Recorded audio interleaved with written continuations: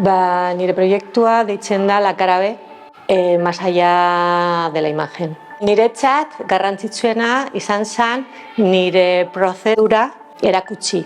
Niretzat oso garrantzitsua da isiltasuna eta nire barruko pentsamenduari begiratzea.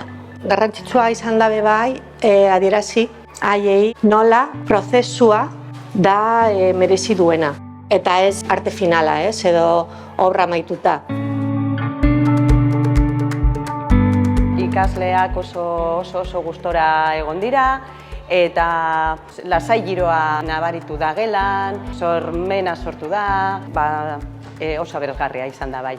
Proposamen horiek bai garrantzitsuak dela, alde batetik dago beren helburuak, hezkuntza araututa, baina gero dago bere beharrak, baina umeen beharrak. Eta horiek ez daude hezkuntzaren barruan. Eta horretarako artea oso baliogarria dela. Arteren bitartez aldugu komunikatu edozein gauzak, bai gure barnerako gauzak, eta bai guk ikusten duguna gure alboan.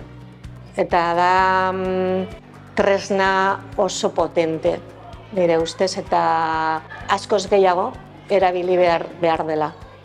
Gustatzen zaidana egiten duen la Marta, gustatzen zait nola margosten duen.